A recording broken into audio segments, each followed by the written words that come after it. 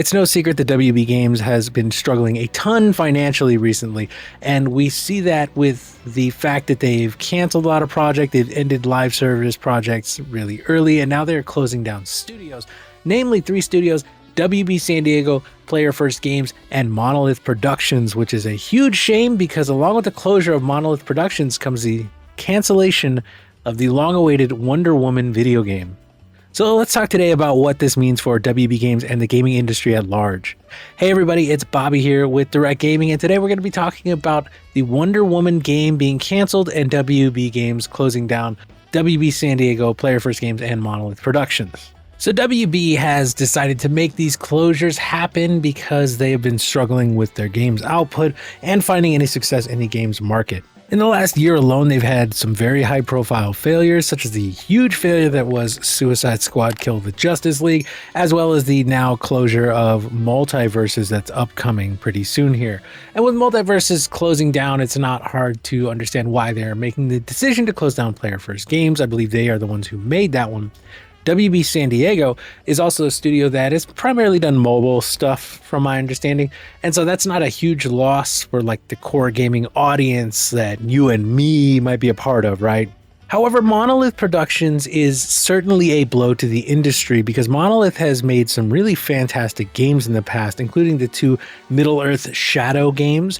If you haven't played Shadow of Mordor and Shadow of War, those games are fantastic. Now, Shadow of War did have some issues right when it dropped, a lot of microtransactions and a lot of really kind of shady business practices that were happening, especially at the time that was released. However, those did eventually get ironed out and kind of removed from the game.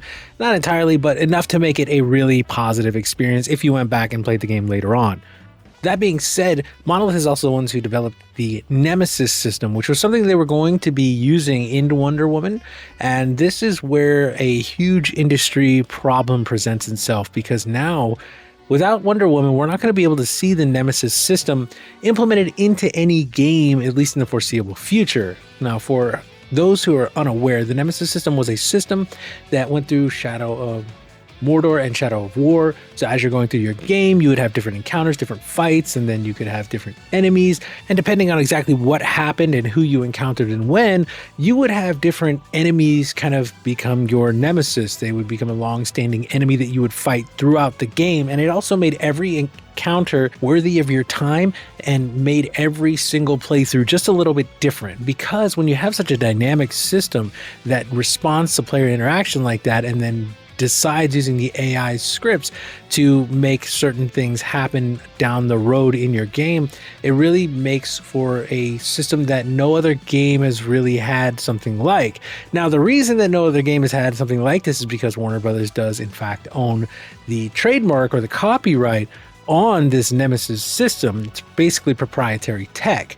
Now, with Wonder Woman being canceled, especially, you know, for someone who like me, who is a comic book fan, I actually was really looking forward to Suicide Squad. I'm looking forward to the Marvel games that are coming out, from Wolverine to the Captain America, Black Panther one, the Hydra one.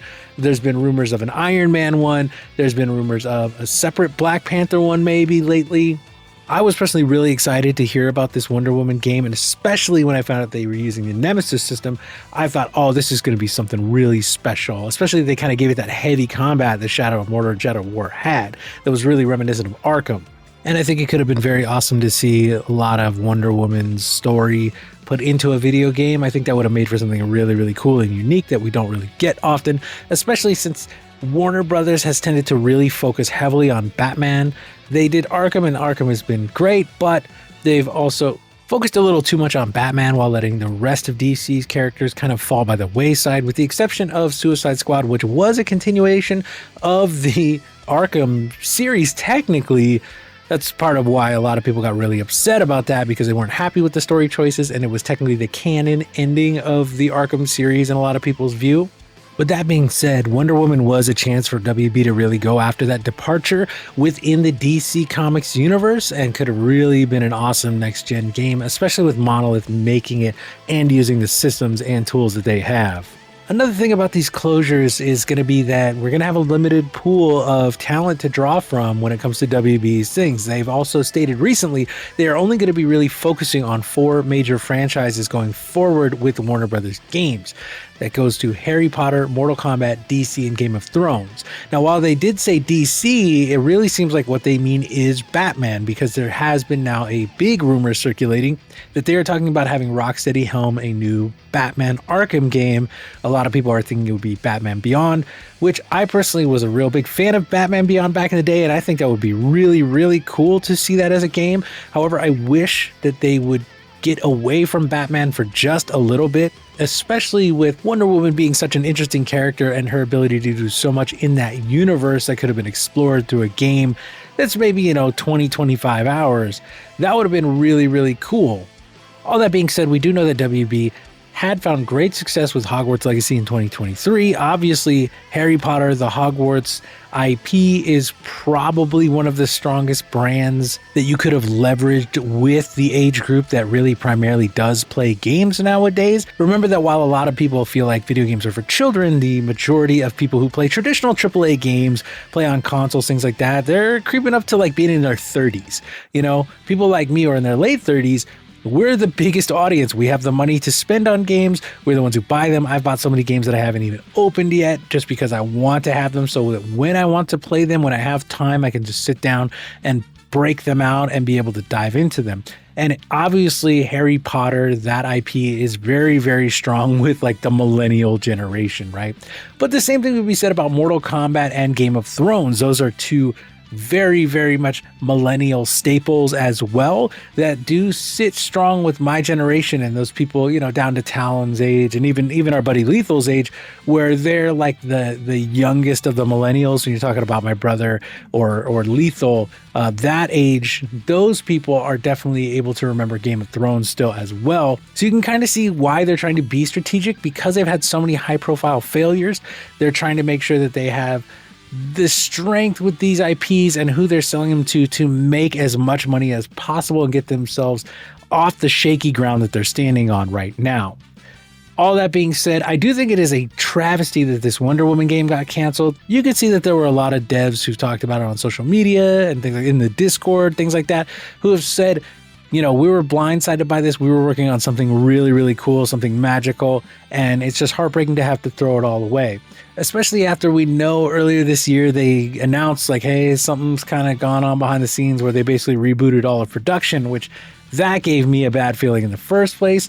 I was hoping they could pull it out, but then to hear this, because that was only like a month ago or so, maybe earlier this month, but then to hear them really formally canceling that is really just heartbreaking, because I feel like we definitely need more stories from DC. DC has such a rich, awesome heritage of characters and things that they could draw from.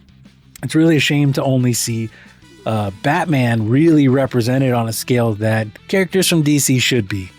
I would love to see a Superman game. However, I feel like that is one that would be the hardest, because how do you really unless everyone in the game has kryptonite bullets, you're gonna struggle to really make anything going. Or maybe Superman's facing magic. Could be that.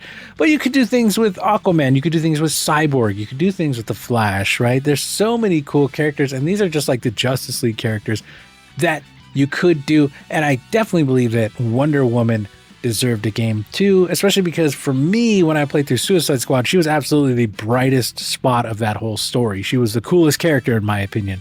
And I really am sad to see her not get her own full-fledged game, especially after that first look we saw a couple years back. Looked pretty great in my opinion. But what do you think about this, about other game companies not being able to use the Nemesis system, because that's going to be a thing for quite a while as long as that trademark is in place? What do you think about Wonder Woman not having a game? Do you think other characters outside of Batman should have games? I know we all love Batman, and even I would play a Batman Beyond Arkham game, but should other DC characters get their own games? And how do you feel WB is going to be able to get themselves out of this? Is Harry Potter, Mortal Kombat, DC, and Game of Thrones going to be enough to pull them out of the tailspin they're in? Let us know down in the comments below. And thank you so much for watching today. If you made it to the end here, consider subscribing. That is a great way to make sure that we can continue to do what we do. Thanks again so much for watching, and I hope to see you soon.